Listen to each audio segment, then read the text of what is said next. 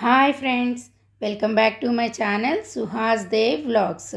ఈరోజైతే మనం చేయబోతున్నాము పాజిటివ్ మిల్లెట్తో చేసే దోశ రెసిపీని.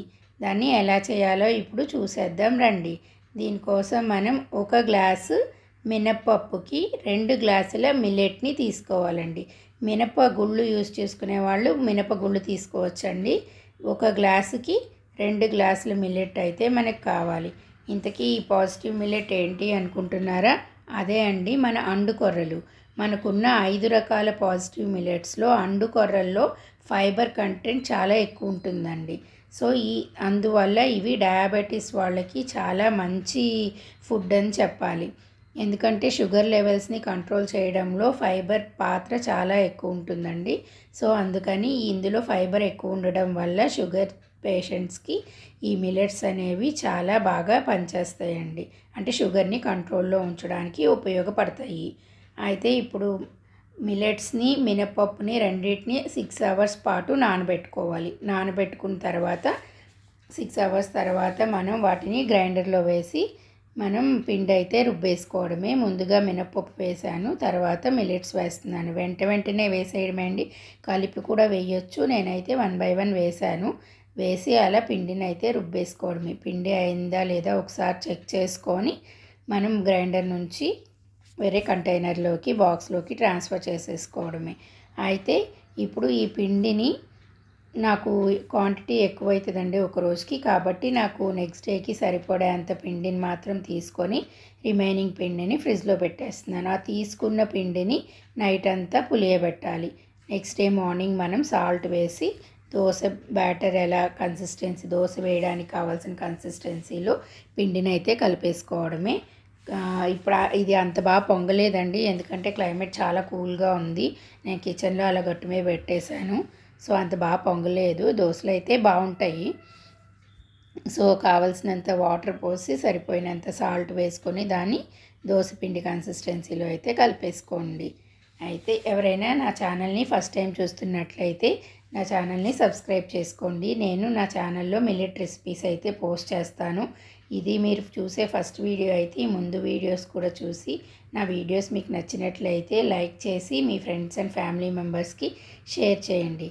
చూడండి దోశలు ఎంత బాగా వస్తున్నాయో.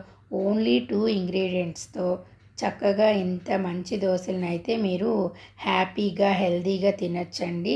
అండ్ మీ పిల్లలకి, మీ ఇంట్లో ఉన్న పెద్దవాళ్ళు ఎవరైనా తినే ఈ మిల్లెట్ దోశలు చాలా హెల్తీ అండ్ టేస్టీ అండి.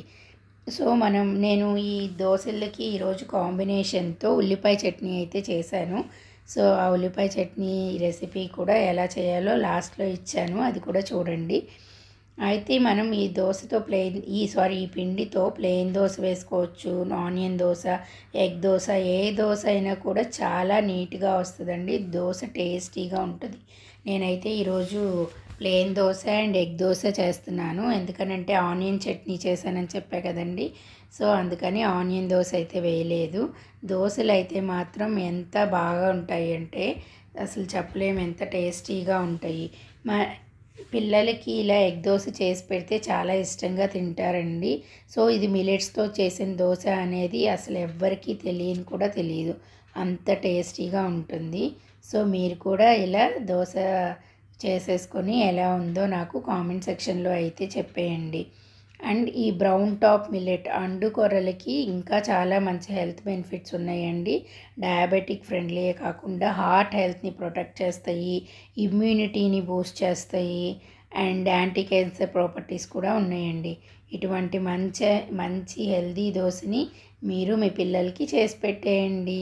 మీ పిల్లలు, మీ ఇంట్లో ఉన్న పెద్దవాళ్ళు ఎవరైనా ఈజీగా టేస్టీగా వద్దు అనకుండా తినేసే రెసిపీ అండి ఇది. మీరు కూడా ఒకసారి ట్రై చేసి ఎలా వచ్చింది, టేస్ట్ ఎలా ఉంది అనేది నాకు కామెంట్ సెక్షన్లో అయితే చెప్పేయండి. అయితే మీకు ఈ వీడియో నచ్చినట్లయితే ఒక లైక్ చేయండి. ఇలా లైక్ చేయడం వల్ల ఈ వీడియో మరికొంతమందికి సజెస్ట్ అవుతుందండి. అయితే ఇప్పుడు మనం ఆనియన్ చట్నీ ఎలా చేయాలో చూద్దాము. ఒక 6-7 ఎండుమిరపకాయలని నానబెట్టుకొని తీసుకున్నానండి. ఒక పెద్ద ఉల్లిపాయ, కొంచెం చింతపండు, కొంచెం బెల్లం, ఇవన్నీ వేసి మిక్సీ పట్టి మెత్తని పేస్ట్ లాగా చేసుకోవాలి. పేస్ట్ చేసుకున్న తర్వాత దీన్ని మనం పోపు వేసుకోవాలండి, తాలింపు పెట్టుకోవాలి.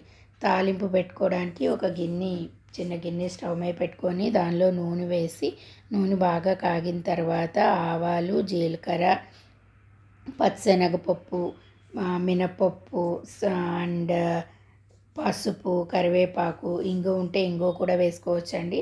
అండ్ ఈ తాలింపులో మనం వెల్లుల్లి కూడా వేయాలండి. నేను వెల్లుల్లి ఇనీషియల్గా వేయలేదు, తర్వాత అయితే యాడ్ చేశాను. ఎందుకంటే మంతెన సత్యనారాయణ రాజు గారు చెప్పిన దాని ప్రకారం వెల్లుల్లి అలా ఆయిల్లో వేసేస్తే దానిలో ఉన్న యాక్టివ్ బెనిఫిషియల్ కాన్స్టిట్యూయెంట్స్ అన్నీ పోతాయంట. సో అందుకని కొంచెం అది ఉడుకుతున్న టైంలో నేనైతే వెల్లుల్లి వేశాను. ఆ వేడికి కూడా వెల్లుల్లి మగ్గిపోద్దండి, అది తినడం వల్ల చాలా హెల్త్కి మంచిది అనే దానికోసం నేనైతే అలా వేశాను. సో ఇలా మనకి ఆనియన్ చట్నీ అయితే రెడీ అయిపోయింది. ఇంకా ఈ రోజుకి బాయ్, నెక్స్ట్ వ్లాగ్లో కలుద్దాం.